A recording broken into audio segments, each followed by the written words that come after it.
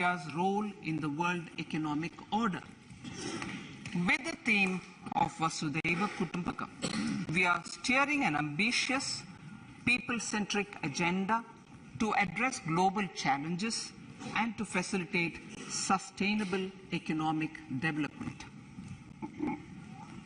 The government's efforts since 2014 have ensured for all citizens a better quality of life and life of dignity.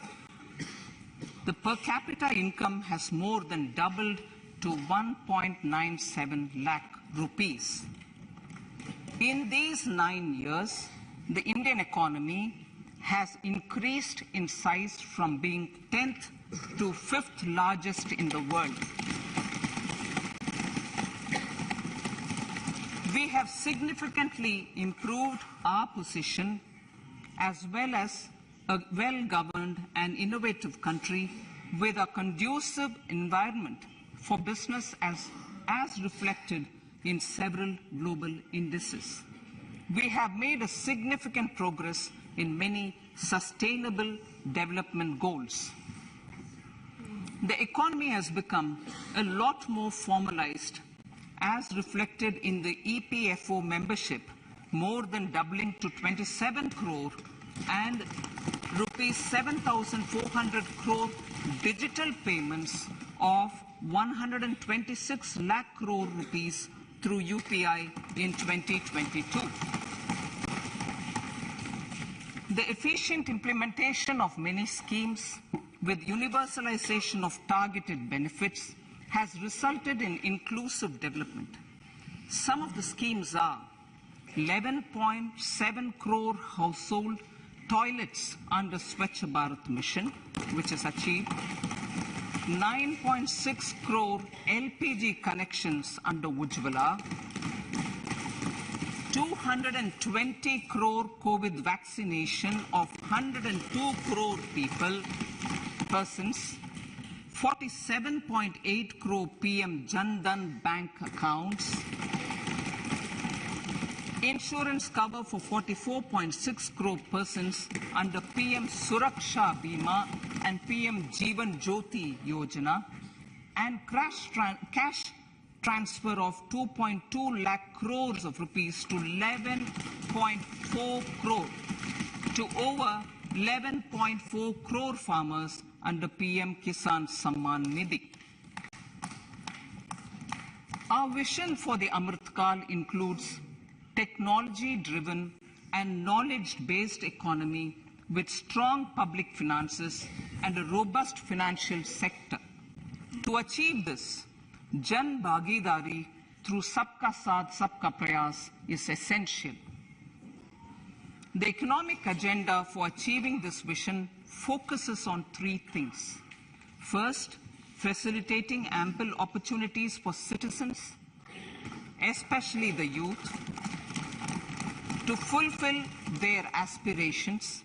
Second, providing strong impetus to growth and job creation. And third, strengthening macroeconomic stability. To service these focus areas in our journey to India at 100, we believe that the following 4 opportunities can be transformative during Amrit Kaal. Economic empowerment of women. Deen Dayal Antyodaya Yojana National Rural Livelihood Mission has achieved remarkable success by mobilizing rural women into 81 lakh self-help groups. We will enable these groups to reach the next stage of economic empowerment through formation of large producer enterprises or collectives, with each having several thousand members and managed professionally. They will be helped with raw materials supply and for better design, quality, branding and marketing of their products. Through supporting these policies, they will be enabled to scale up their operations to serve the large consumer markets, as has been the case with the several startups growing into unicorns.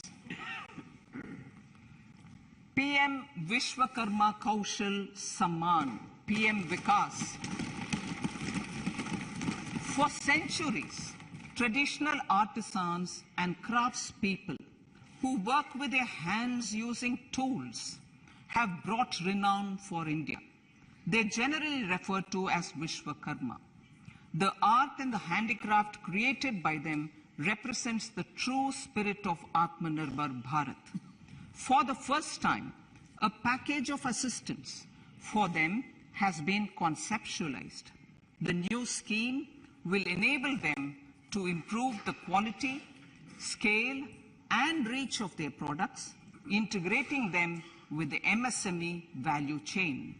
The components of this scheme will include not only financial support, but also access to advanced skill training, knowledge of modern digital techniques, and efficient green technologies, brand promotion, linkage with local and global markets, digital payments, and social security. This will greatly benefit the scheduled castes, scheduled tribes, OBCs, women, and people belonging to the weaker sections. Tourism. The country offers immense attraction for domestic as well as foreign tourists. There is a large potential to be tapped in tourism. The sector holds huge opportunities for jobs and entrepreneurship for youth in particular.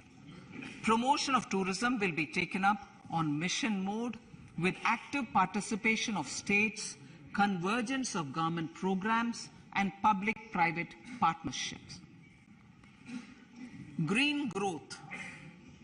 We are implementing many programs for green fuel, green energy, green farming, green mobility, green buildings, and green equipment, and policies for efficient use of energy across various economic sectors. These green growth efforts help in reducing carbon intensity of the economy and provides for large-scale green job opportunities.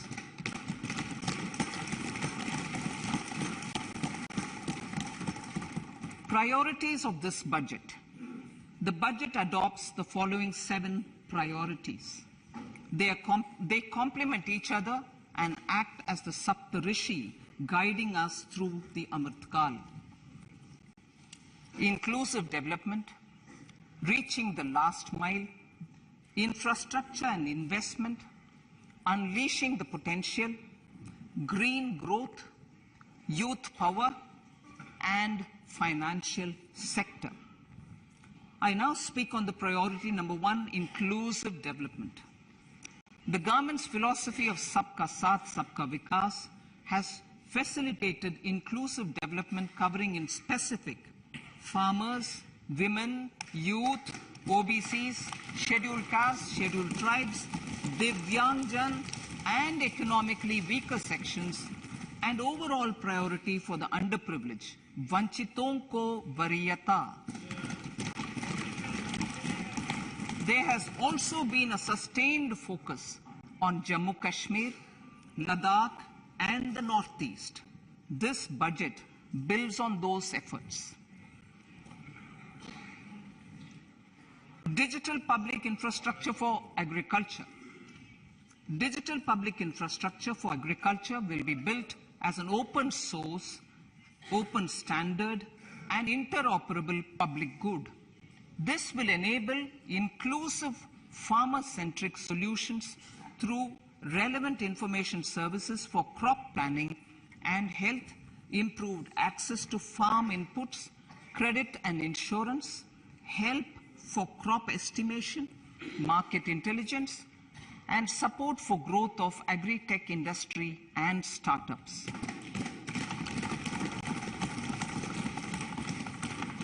An agriculture accelerator fund.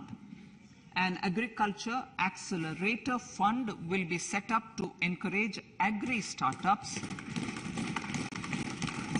by young entrepreneurs in rural areas. The fund will aim at bringing innovative and affordable solutions for challenges faced by farmers.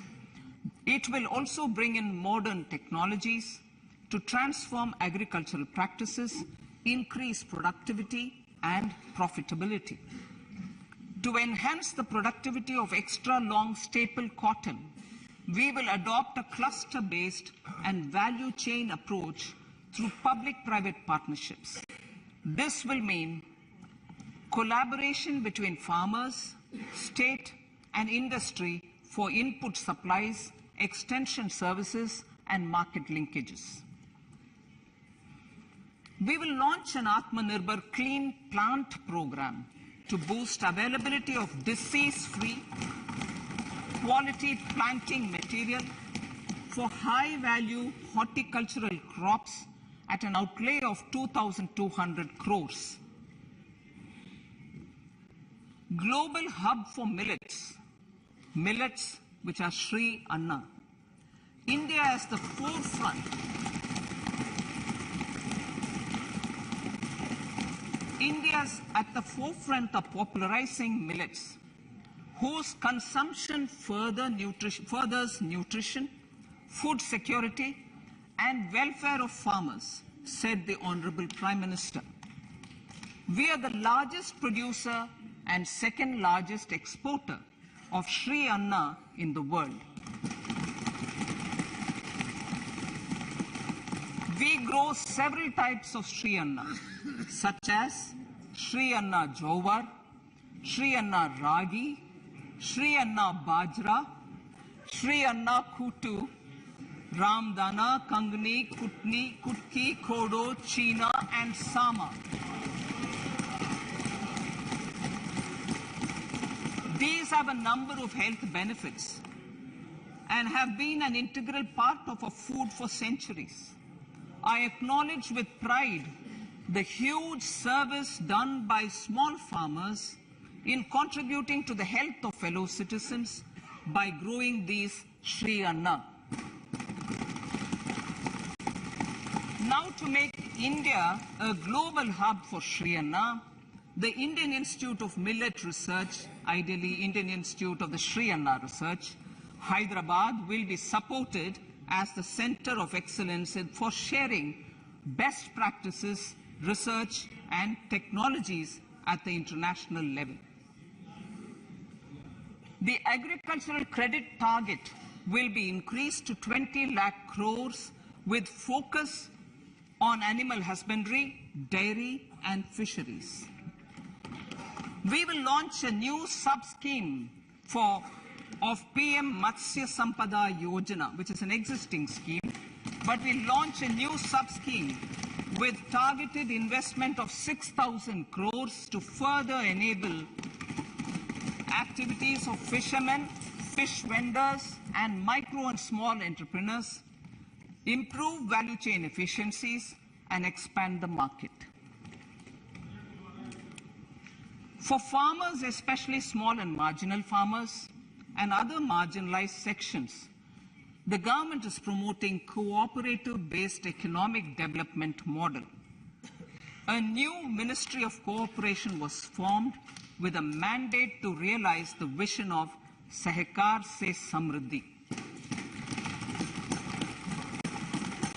To realize this vision, the government has already initiated computerization of 63,000 primary agricultural credit societies with an investment of 2,516 crores.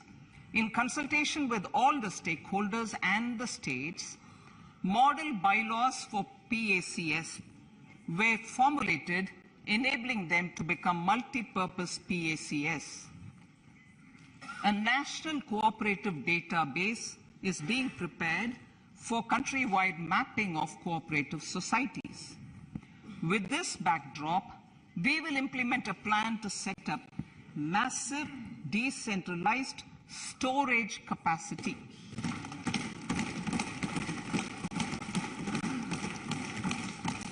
This will help farmers store their produce and realize remunerative prices through sale at appropriate times. The government will also facilitate setting up of a large number of multi-purpose cooperative societies, primary fishery societies and dairy cooperative societies in uncovered panchayat and villages in the next 5 years.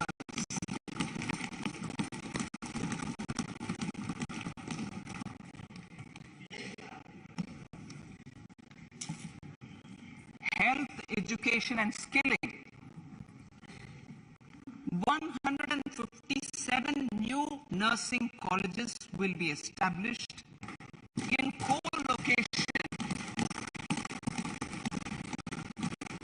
co-location with the existing 157 medical colleges established since 2014.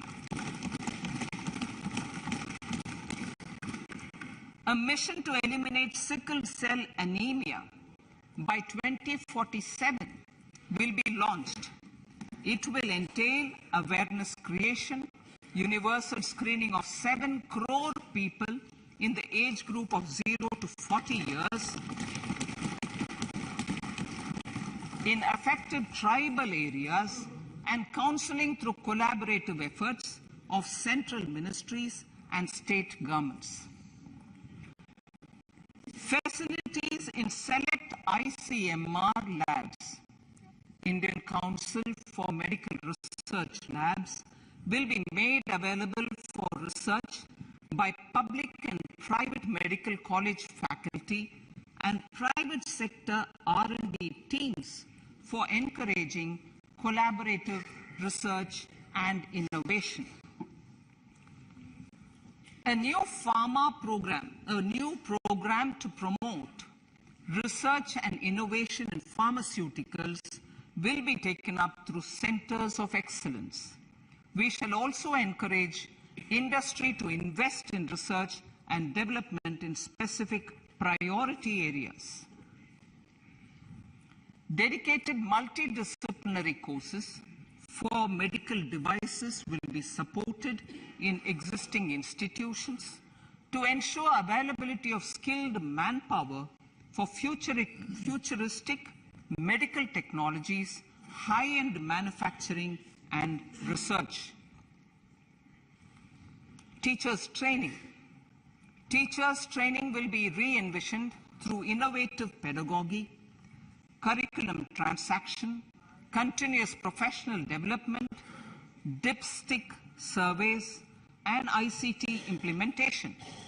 The District Institute of Education and Training will be developed as vibrant institutes of excellence for this purpose.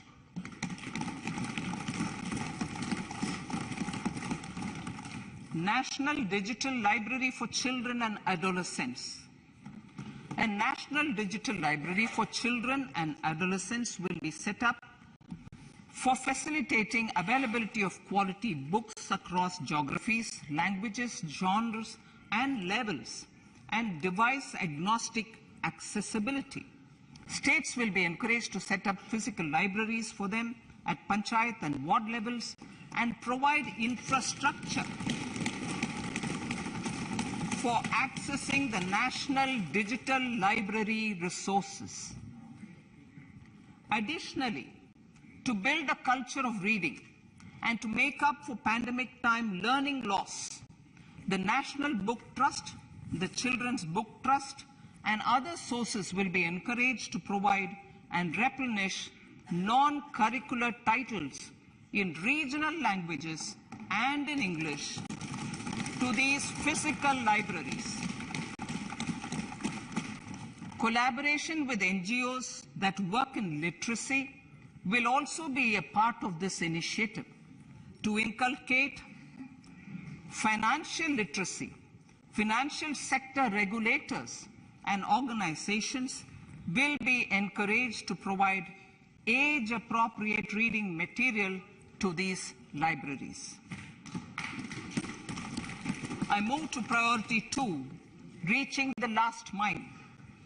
Prime Minister Vajpayee's government had formed the Ministry of Tribal Affairs and the Department of Development of Northeast Region to provide a sharper focus to the objective of reaching the last mile. Our government has formed the ministries of Ayush, Fisheries, Animal Husbandry and Dairying, Skill Development, Jal Shakti and Cooperation. Building on the success of the Aspirational Districts program, the government has recently launched the Aspirational Blocks program, covering 500 blocks for saturation of essential government services across multiple domains such as health, nutrition, education, agriculture, water resources, financial inclusion, skill development, and basic infrastructure. Manya Speaker, Sir, Pradhan Mantri PVTG, which is Primitive Vulnerable Tribal Groups Development Mission, is being launched. To improve socio-economic conditions of the particularly vulnerable tribal groups, the PVTGs as we refer them to, Pradhan Mantri PVTG Development Mission will be launched. This will saturate PVTG families and habitations with basic facilities such as safe housing, clean drinking water and sanitation, improved access to education, health, nutrition, road and telecom connectivity, and sustainable livelihood opportunities. An amount of 15,000 crores will be made available to implement the mission in the next 3 years under the Development Action Plan for the Scheduled Tribes. Ekalavya Model Residential Schools.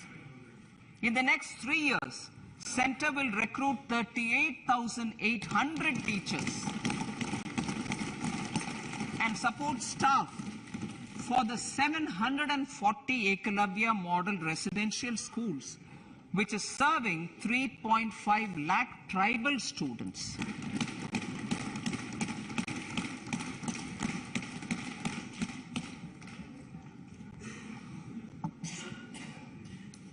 In the drought-prone central regions of Karnataka, central assistance of 5,300 crore will be given to Upper Bhadra project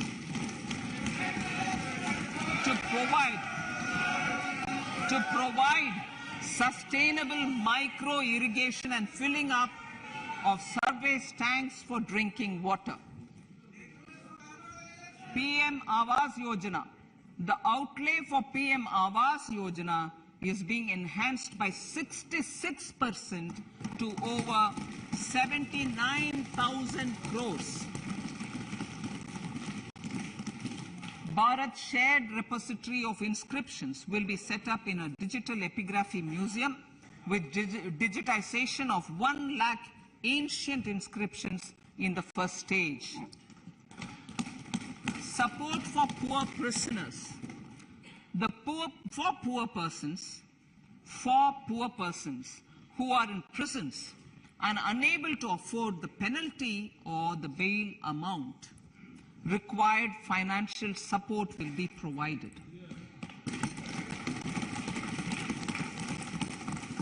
Priority number 3, infrastructure and investment.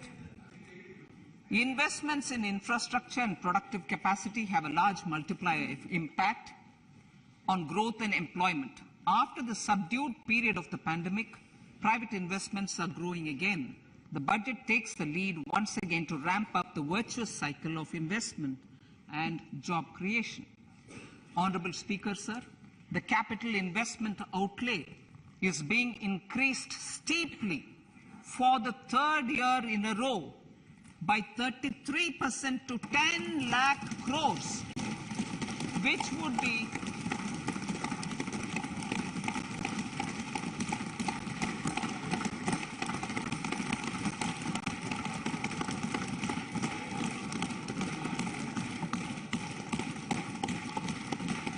which would be 3.3% of GDP. This will almost be 3 times the outlay made in 2019-20.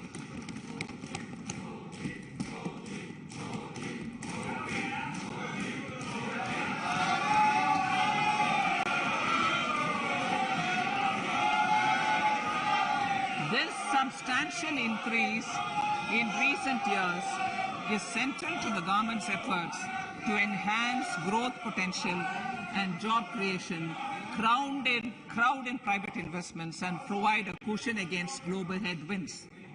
The direct capital investment by the center is complemented by the provision made for creation of capital assets through grants and aids to state. The effective capital expenditure of the center is budgeted at 13.7 lakh crore rupees, which will be 4.5% of GDP. Support to state governments for capital investment. I have decided to continue the 50-year interest-free loan to state governments for one more year to spur investment in infrastructure and to incentivize them for complementary policy actions with a significantly enhanced outlay of 1.3 lakh crores. The newly established Infrastructure Finance Secretariat will assist all stakeholders for more private investment in infrastructure, including railways, roads, urban infrastructure, and power, which are predominantly depend on public resources. The harmonized master list of infrastructure will be reviewed by an expert committee for recommending the classification and financing framework suitable for Amartkal. A capital outlay, I'm talking about railways now, sir, Honorable Speaker, railways. A capital outlay of 2.40 lakh crores has been provided for the railways. This is the highest ever outlay this highest ever outlay is about 9 times the outlay made in 2013-14. 100 critical transport infrastructure projects for last and first mile connectivity for ports, coal, steel, fertilizer and food grain sectors have been identified. They will be taken up on priority with investment of 75,000 crores, including 15,000 crore from private sources. 50 additional airports, heliports, water aerodromes, and advanced landing grounds will be revived for improving regional air connectivity.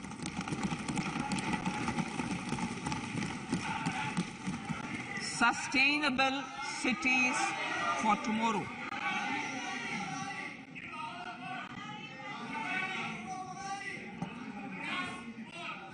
States and cities will be encouraged to undertake urban planning reforms and actions to transform our cities into sustainable cities of tomorrow. This means efficient use of land resources, adequate resources for urban infrastructure, transit-oriented development, enhanced availability and affordability of urban land, and opportunities for all. Through property tax governance reforms and ring-fencing user charges on urban infrastructure, cities will be incentivized to improve their creditworthiness for municipal bonds. Like the RIDF, an Urban Infrastructure Development Fund will be established through use of priority sector lending shortfall. This will be managed by the National Housing Bank and will be used by public agencies to create urban infrastructure in Tier 2 and Tier 3 cities. States will be encouraged to leverage resources from the grants of the 15th Finance Commission as well as existing schemes to adopt appropriate user charges while accessing the UIDF. We expect to make available 10,000 crore rupees per annum for this purpose. All cities and towns will be enabled for 100% mechanical desludging of septic tanks and sewers to transition from manhole to machine hole mode.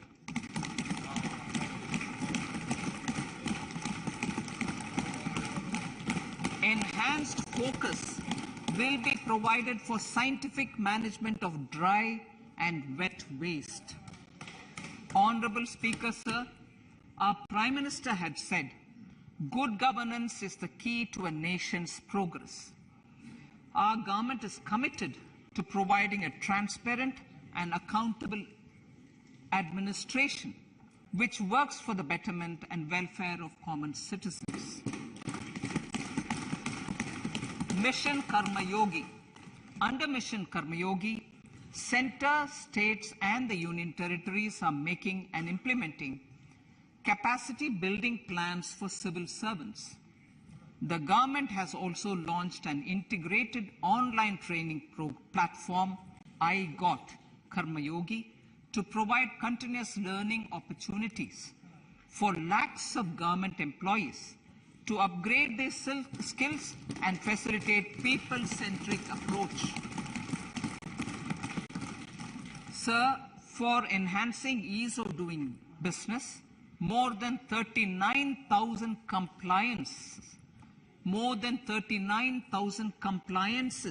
have been reduced and more than 3,400 legal provisions have been decriminalized. For furthering the trust-based governance, we have introduced the Jan Vishwas Bill to amend 42 central acts. This budget proposes a series of measures to unleash the potential of our economy. Centers of Excellence for Artificial Intelligence.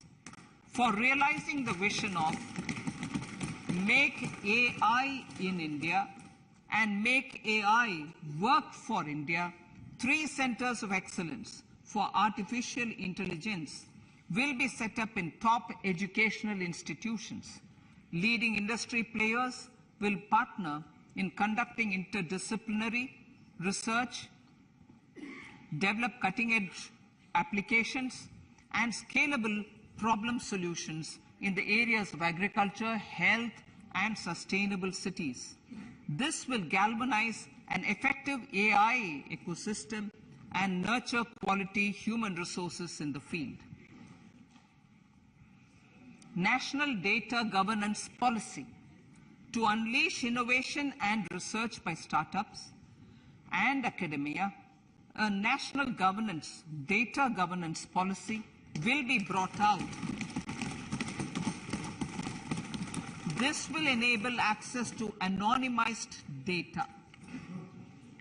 The KYC process will be simplified, adopting a risk-based instead of one-size-fits-all approach. The financial sector regulators will also be encouraged to have a KYC system fully amenable to meet the needs of digital India.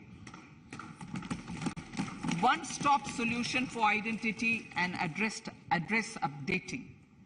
A one-stop solution for reconciliation and updating of identity and address of individuals maintained by various government agencies, regulators, and regulated entities will be established using DigiLocker service and Aadhaar as foundational identity.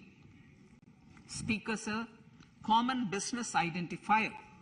For the business establishments required to have a permanent account number, the PAN will be used as the common identifier for all digital systems of specified government agencies. This will bring ease of doing business, and it will be facilitated through a legal mandate. For obviating the need for separate submission of same information to different government agencies, a system of unified filing process will be set up. Such filing of information or return in simplified forms on a common portal will be shared with other agencies as per the filer's choice. Vivad Se Vishwas 1. Relief for MSMEs. In cases of failure by MSMEs to execute contracts, during the COVID period, 95% of the forfeited amount relating to the bid or performance security will be returned to them by government and government undertakings. This will provide relief to the MSMEs. Vivad Se Vishwas 2, settling contractual disputes.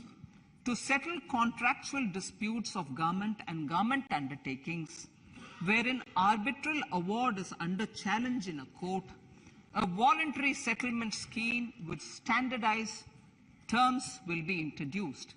This will be done by offering graded settlement terms depending on pendency level of the dispute. The state support mission of Niti Aayog will be continued for 3 years for our collective efforts towards national priorities. Result-based financing. To better allocate scarce resources for competing development needs, the financing of select schemes will be changed on a pilot basis from input-based to result-based. E-courts. For efficient administration of justice, Phase 3 of e-courts projects Phase 3 of the e-courts project will be launched with an outlay of 7,000 crores.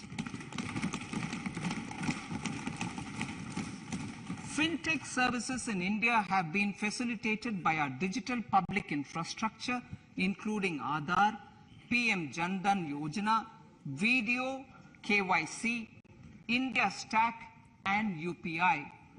To enable more fintech innovative services, the scope of documents available in DigiLocker for individuals will be expanded.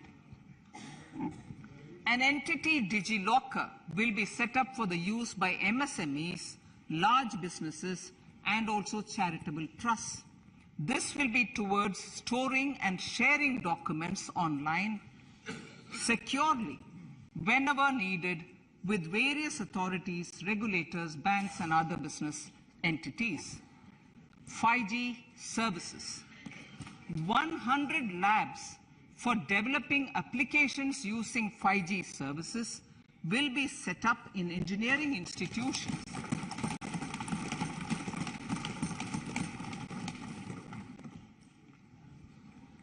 To realize a new range of opportunities, business models, and employment potential, the labs will cover, among others, applications such as smart classrooms, precision farming, intelligent transport systems, and healthcare applications. Lab-grown diamonds. Lab-grown diamonds is a technology and innovation-driven emerging sector with high employment potential. These environment-friendly diamonds, which have optically and chemically the same properties as natural diamonds.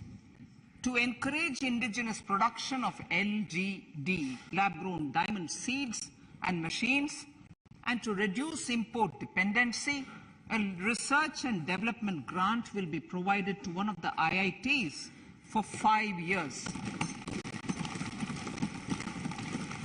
To reduce the cost of production, a proposal to review the custom duty on LGD seeds will be indicated in Part B of the speech. I come to the fifth priority, Honorable Speaker, sir, green growth.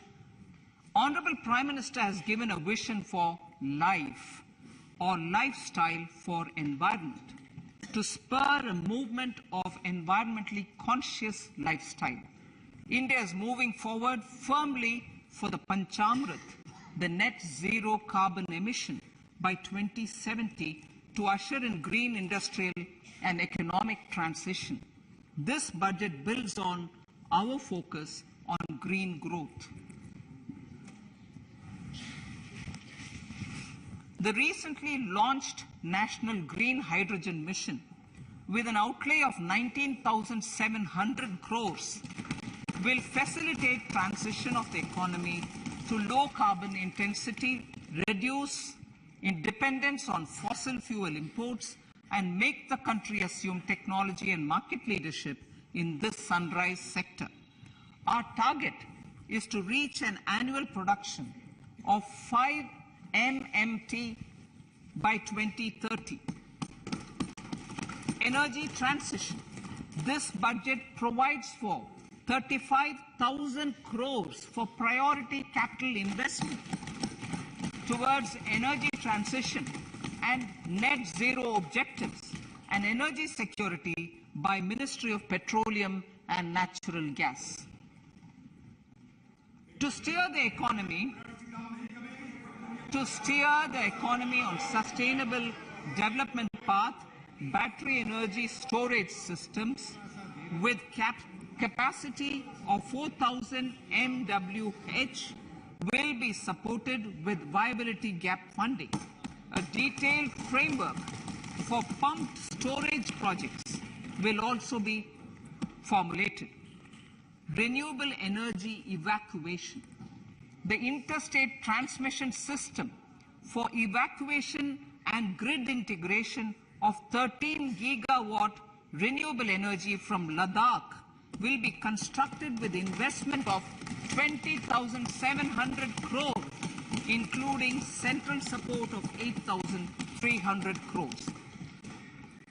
Green Credit Program. For encouraging behavioral change, a green credit program will be notified under the Environment Protection Act.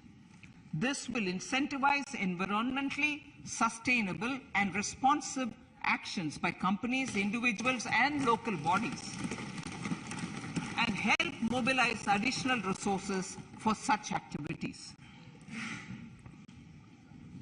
PM Program for Restoration, Awareness, Nourishment, and Amelioration of Mother Earth, PM Pranam, will be launched to incentivize states and union territories to promote alternative fertilizers and balanced use of chemical fertilizers.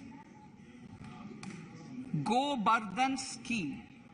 500 new waste to wealth plants under Go Bardhan, galvanizing organic bio-agro resources done. Go Bardhan scheme will be established for promoting circular economy. These will include 200 compressed biogas plants, including 75 plants in urban areas, and 300 community or cluster-based plants at a total investment of 10,000 crores. I will refer to this in Part B also. In due course, a 5% CBG mandate will be introduced for all organizations marketing natural and biogas. For collection of biomass and distribution of biomanure, appropriate fiscal support will also be provided. Bharatiya Prakritik Kheti Bio-Input Resource Centers.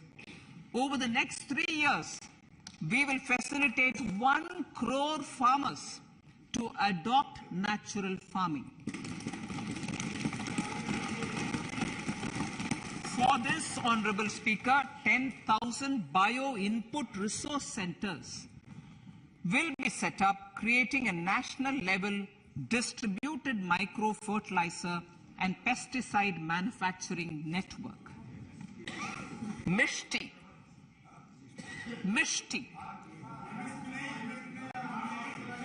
Building on India's success in afforestation, Mangrove Initiative for Shoreline Habitats and Tangible Incomes, Mishti, will be taken up for mangrove plantation along the coastline and on salt pan lands wherever feasible through convergence between Manrega, Campa, Fund and other sources. Amrit Dharohar. Wetlands are vital ecosystems which sustain biological diversity. In his latest Mann Ki Baat, the Prime Minister said, Now, I quote, now the total number of Ramsar sites in our country has increased to 75, whereas before 2014, there were only 26, unquote. Local communities have always been at the forefront of conservation efforts. The government will promote their unique conservation values through Amrit Dharohar, a scheme that will be implemented over the next 3 years to encourage optimal use of wetlands and enhance biodiversity, carbon stock, ecotourism opportunities, and income generation for local communities. Coastal shipping. Coastal shipping will be promoted as the energy efficient and lower cost mode of transport, both for passengers and freight, through PPP mode with viability gap funding. Vehicle replacement. Vehicle replacement is an important continuing policy, replacing the old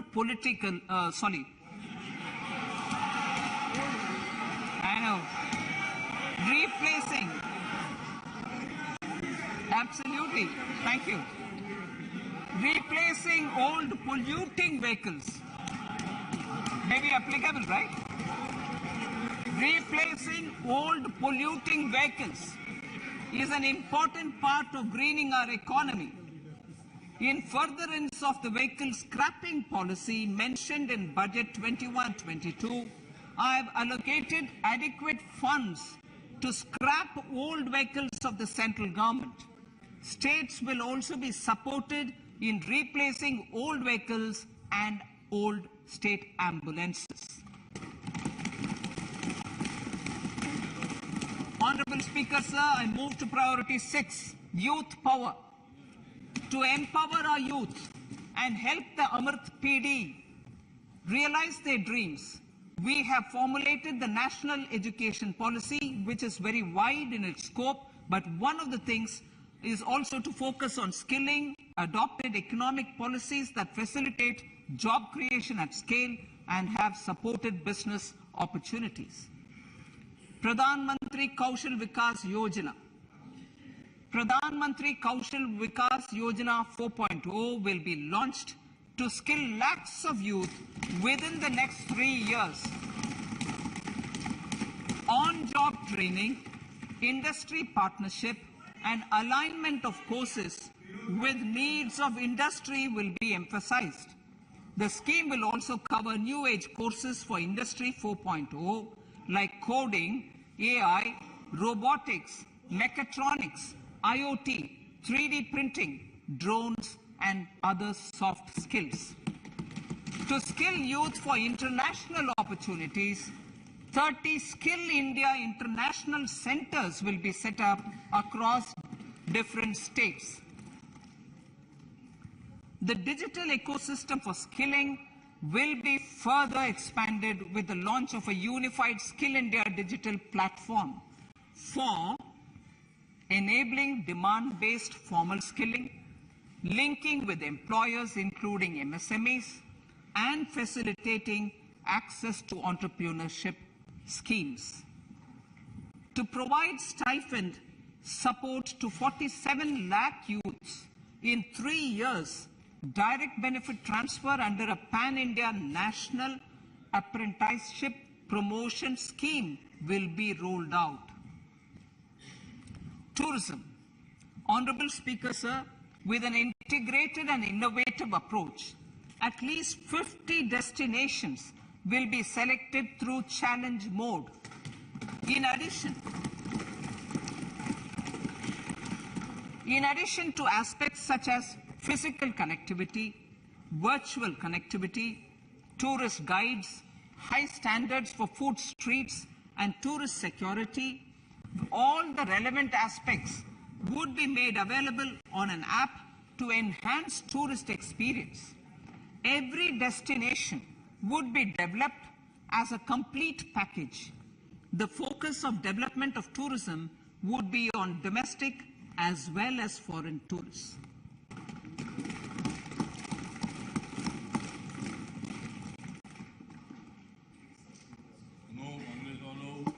Sector-specific skilling and entrepreneurship development will be dovetailed to achieve the objectives of Dekho Apna Desh initiative. This was launched as an appeal by the Honorable Prime Minister to the middle class to prefer domestic tourism over international tourism. The integrated development of theme-based tourist circuits, the Swadesh Darshan scheme, was also launched. Under the Vibrant Villages program, tourism infrastructure and amenities will be facilitated in border villages. Unity Mall. States will be encouraged to set up a Unity Mall in their state capital or most prominent tourism center or the financial capital for promotion and sale of their one district, one product and GI products and other handicraft products, and for providing space for such products of all other states as well. Sir, priority number 7, financial sector. Our reforms in the financial sector and innovative use of technology have led to financial inclusion at scale, better and faster service delivery, ease of access to credit, and participation in financial markets. This budget proposes to further these measures. Credit guarantee for MSMEs. Last year, I proposed revamping of the credit guarantee scheme for the MSMEs. I am happy to announce that the revamped scheme will take effect from 1st April 2023 through infusion of 9,000 crores in the corpus.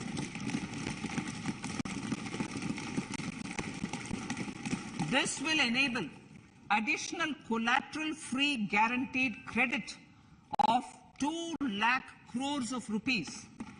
Further, the cost of credit will be reduced by about 1%. A National Financial Information Registry will be set up to serve as the central repository of financial and ancillary information. This will facilitate efficient flow of credit, promote financial inclusion, and foster financial stability.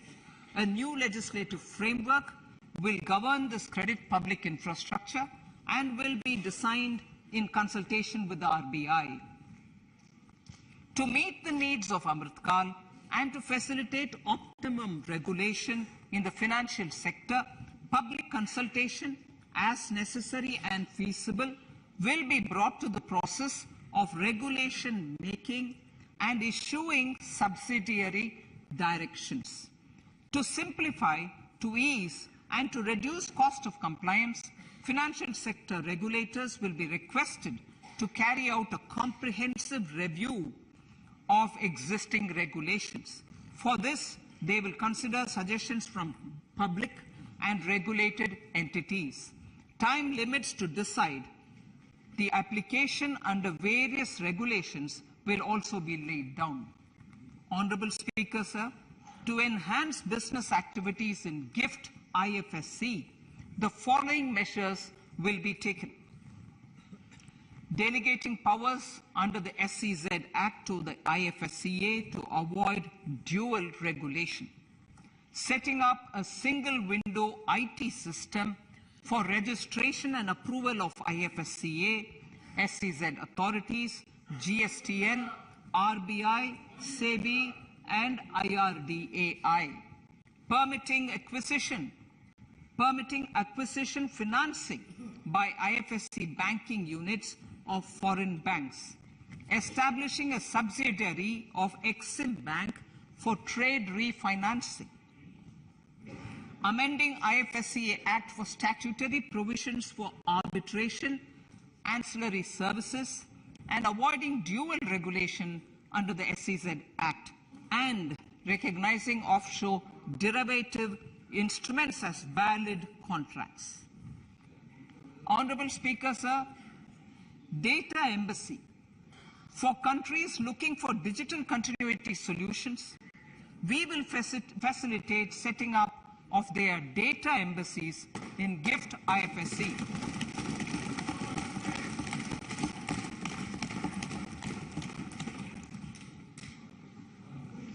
improving governance and investor protection in banking sector. To improve bank governance and enhance investors' protection, certain amendments to the Banking Regulation Act, the Banking Companies Act, and the Reserve Bank of India Act are being proposed. Capacity building in securities market.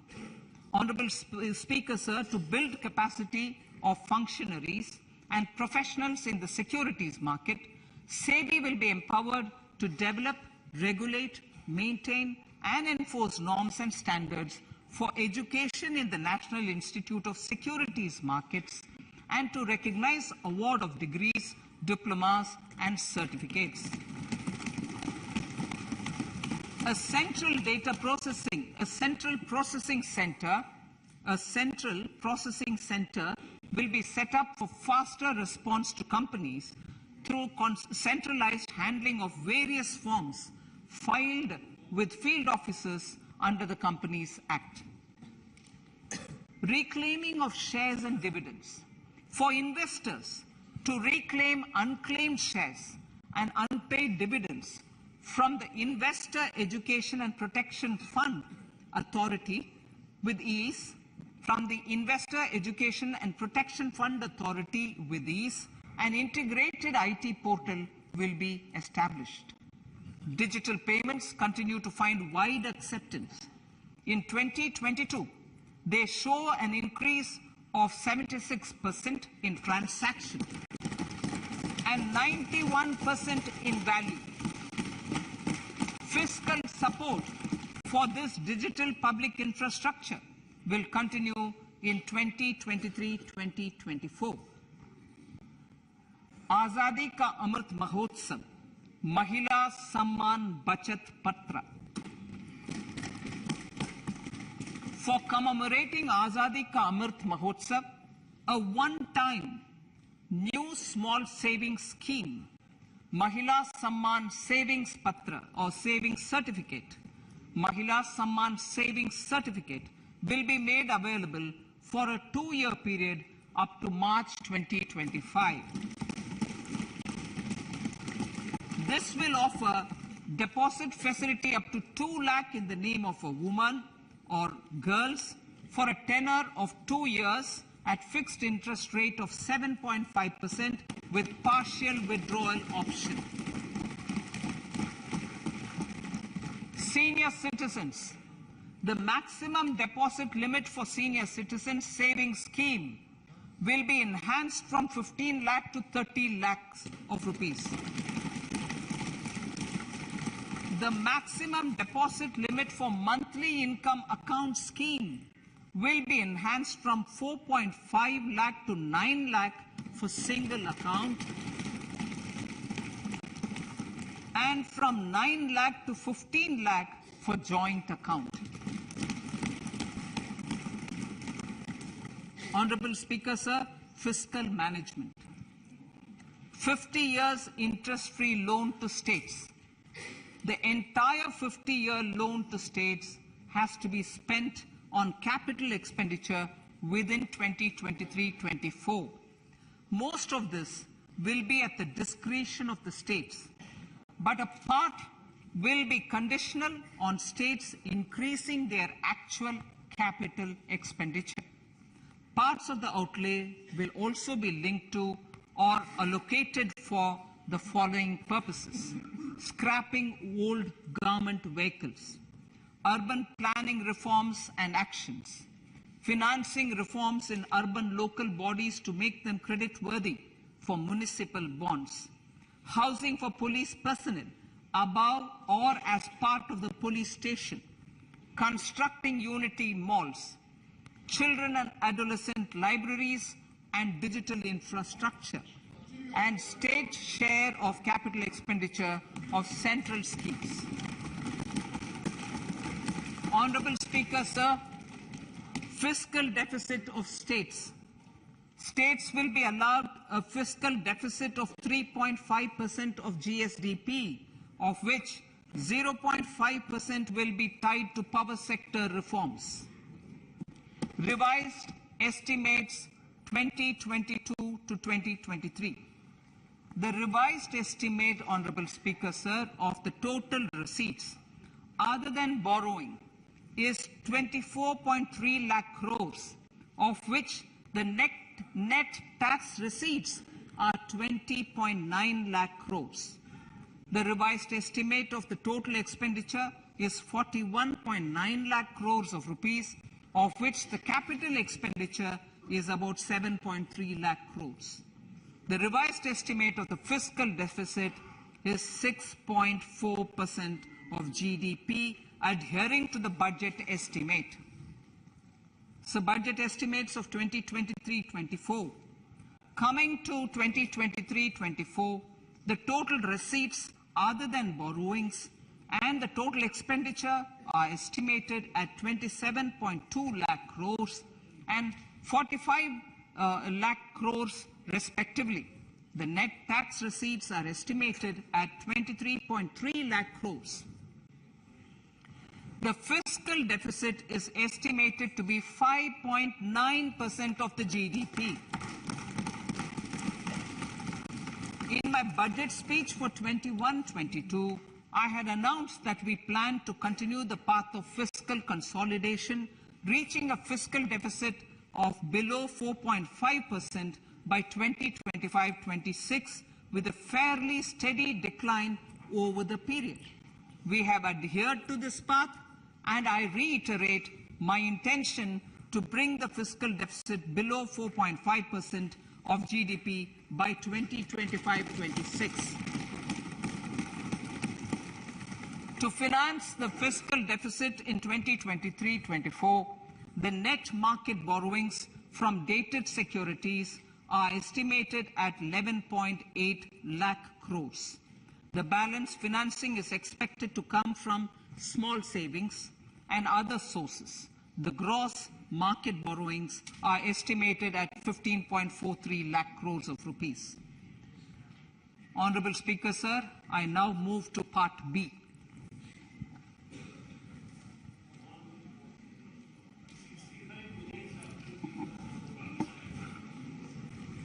Indirect taxes.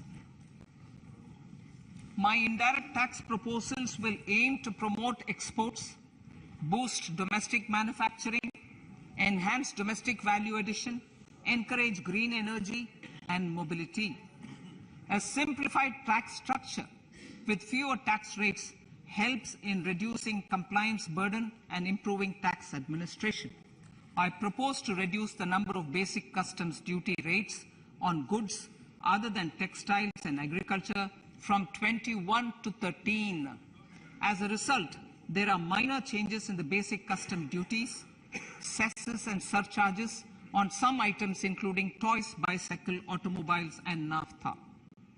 Green mobility. To avoid cascading of taxes on blended compressed natural gas, I propose to exempt excise duty on GST paid compressed biogas contained in it. To further provide impetus to green mobility, customs duty exemptions is being extended to import of capital goods and machinery required for manufacture of lithium-ion cells for batteries used in electrical vehicles as well. Electronics. As a result of various initiatives of the government, including phased manufacturing program, mobile phone production in India has increased from 5.8 crore units valued at about 18,900 crore in 2014-15 to 31 crore units valued at 2,75,000 crore in the last financial year. To further deepen domestic value addition in manufacturing of mobile phones, I propose to provide relief to customs duty. I propose to provide relief in customs duty on import of certain parts and inputs like camera lens and continue the concessional duty on lithium-ion cells for batteries for another year. Similarly, to promote value addition in manufacture of televisions, I propose to reduce the basic customs duty on parts of open cells of TV panels to 2.5%. Electrical, to rectify inversion of duty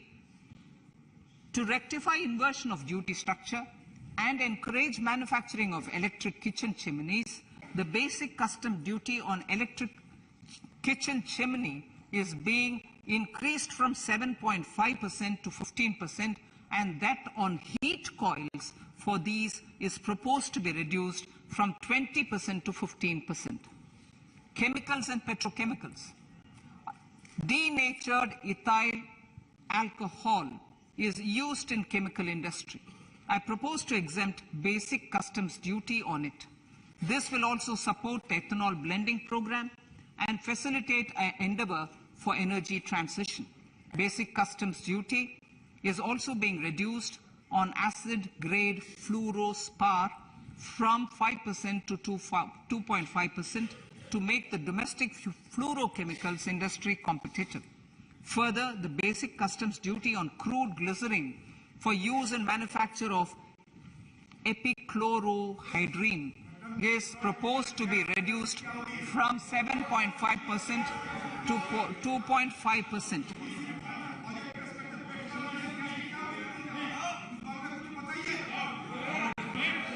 Marine products.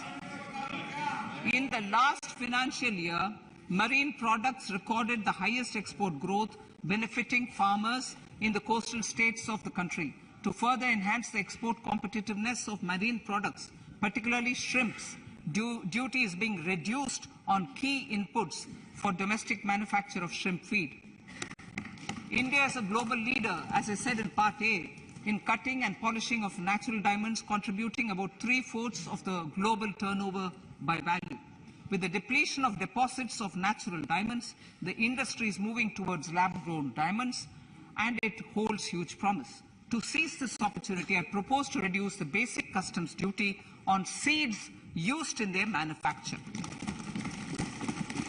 Custom duties on door or doré and bars of gold and platinum were increased earlier this fiscal.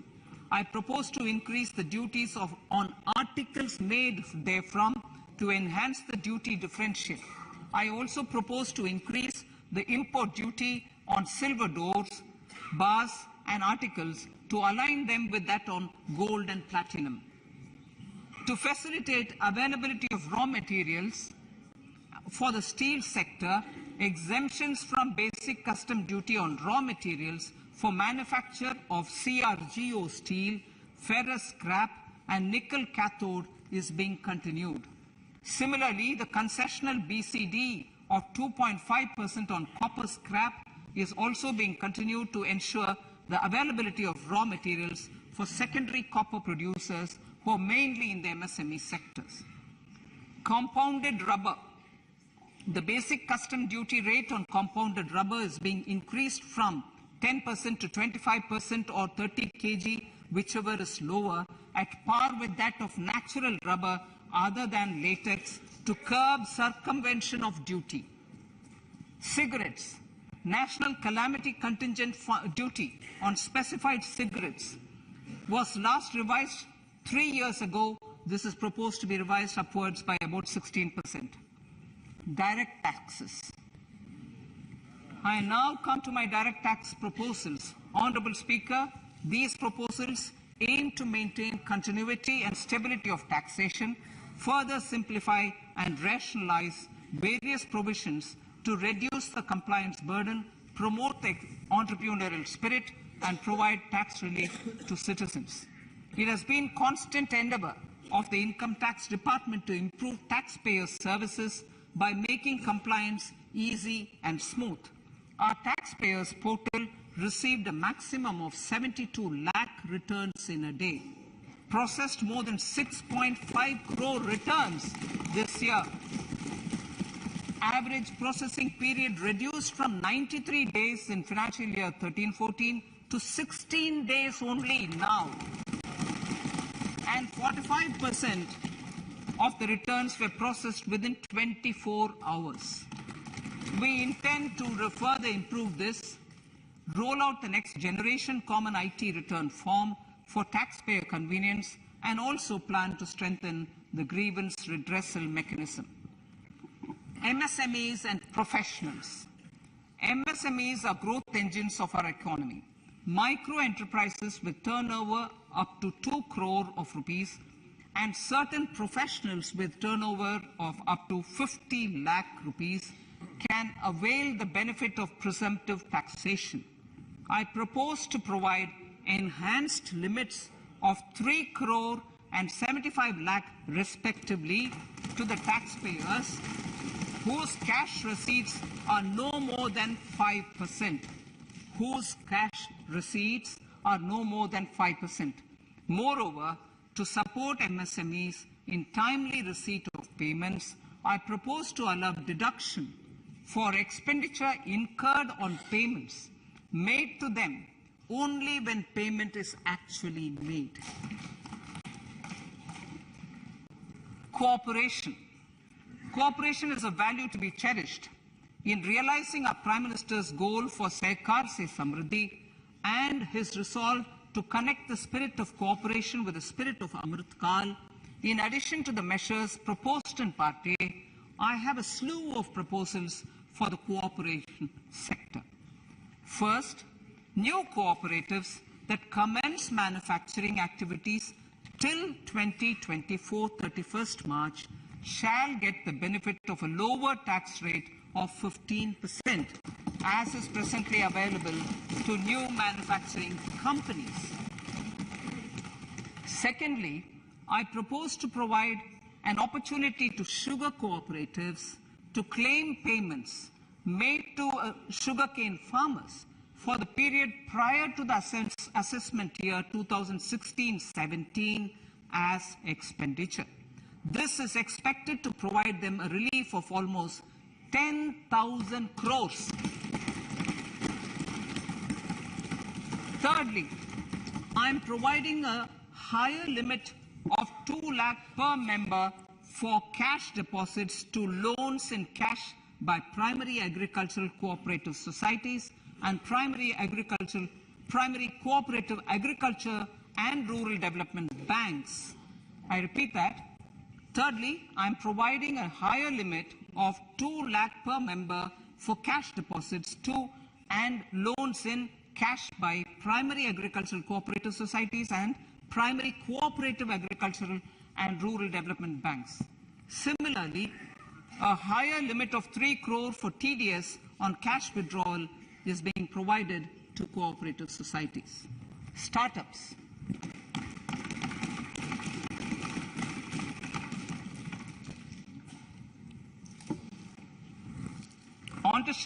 Entrepreneurship is vital for a country's economic development. We have taken a number of measures for startups and they have borne results. India is now the third largest ecosystem for startups globally and ranks second in innovation quality among middle-income countries. I propose to extend the date of incorporation for income tax benefits to startups from 31/3/2023 to 31/3/2024. I further propose to provide the benefit of carry forward of losses on change of shareholding of startups from 7 years of incorporation to 10 years.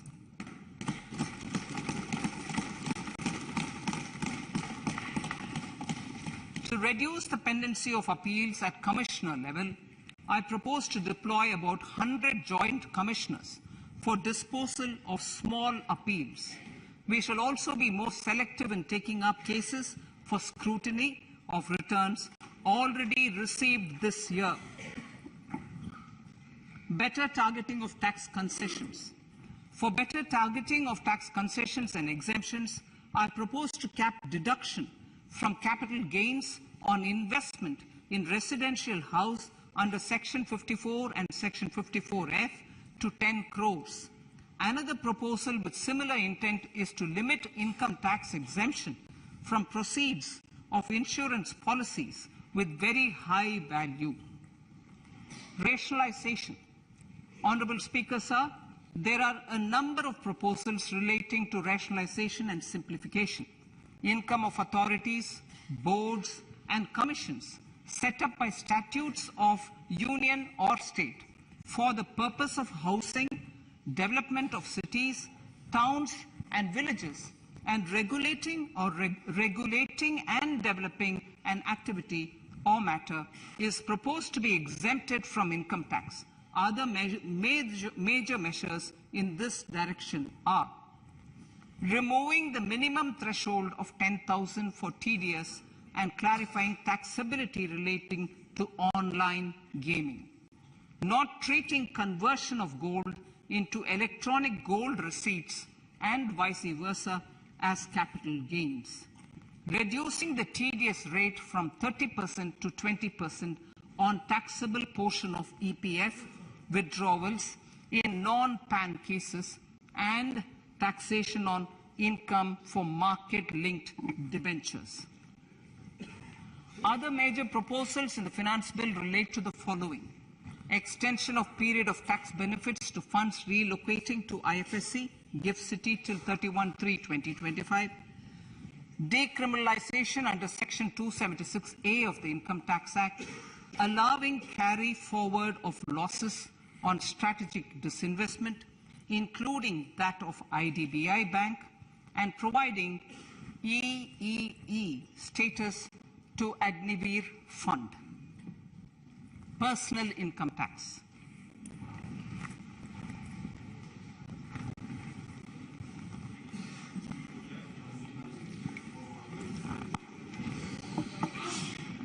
Now I come to what everyone is waiting for. Personal income tax. I have 5 major announcements to make in this regard. These primarily benefit our hard-working middle class. The first one concerns rebate. Currently, those with income up to 5 lakh do not pay any income tax in both old and new regimes. I propose to increase the rebate limit to 7 lakhs in the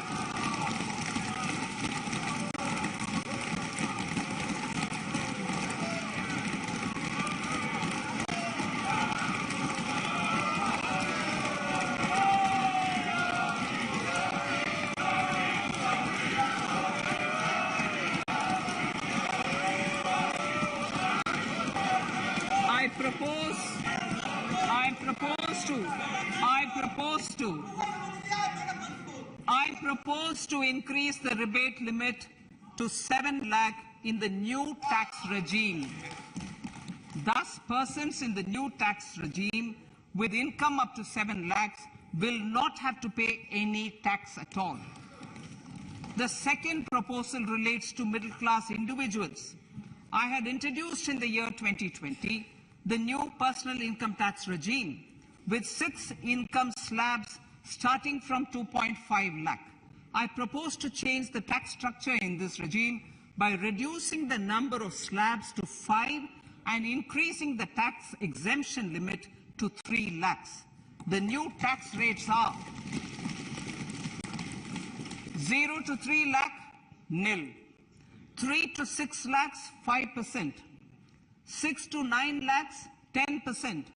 9 to 12 lakh, 15%. 12 to 15 lakhs, 20%.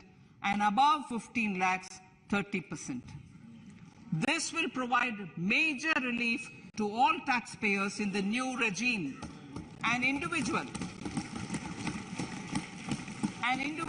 with an annual income of 9 lakhs will be required to pay only 45,000 rupees. This is only 5% of his or her income. It is a reduction of 25% on what he or she is required to pay now. That is 60,000. So in the place of 60,000, it is now only 45,000. Similarly, an individual with an income of 15 lakh rupees would be required to pay only 1.5 lakh or 10% of his income or her income, a reduction of 20% from the existing liability of 1,87,500 rupees.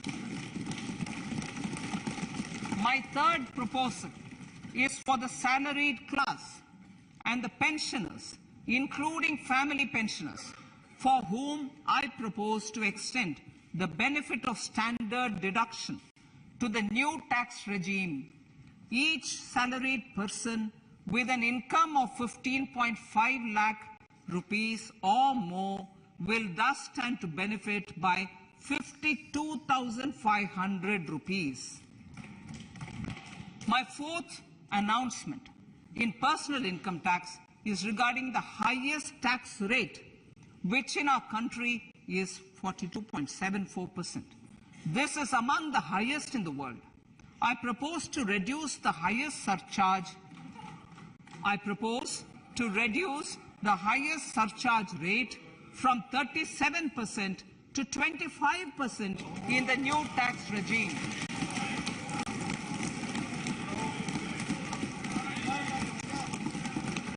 This would result in reduction of the maximum rate. This would result in the reduction of the maximum tax rate to 39%. Lastly, the limit of 3 lakh rupees for tax exemption on leave encashment on retirement of non-government salaried employees was last fixed in the year 2002, when the highest basic pay in the government was only 30,000 rupees per month. In line with the increase in the government salaries, I am proposing to increase this limit to 25 lakh rupees.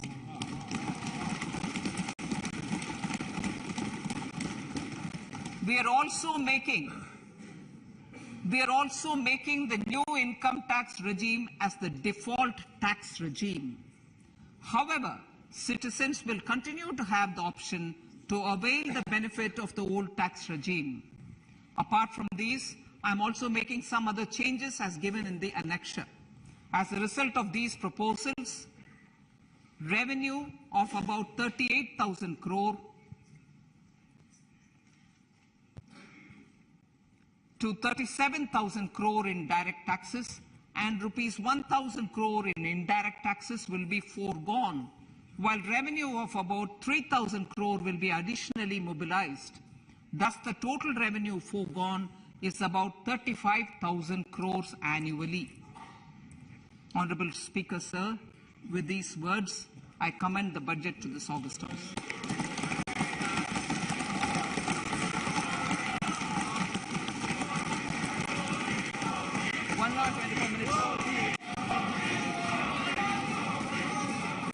Item number 1, माननीय item number 2, Shrimati Nirmala Sitharaman ji. Sir, with your permission, I lay on the table of the following statements. Under Section 3(1) of the Fiscal Responsibility Budget Management Act 2003, 1. Medium-term fiscal policy fiscal policy strategy statement and macroeconomic framework statement. माननीय सदस्यगण, जैसा कि आपको समाचार भाग 2 के माध्यम से पहले ही सूचित किया जा चुका है कि माननीय वित्त मंत्री जी के बजट भाषण की प्रतियां हार्ड कॉपी के रूप में उपलब्ध कराई गई है. आप बजट भाषण की अपनी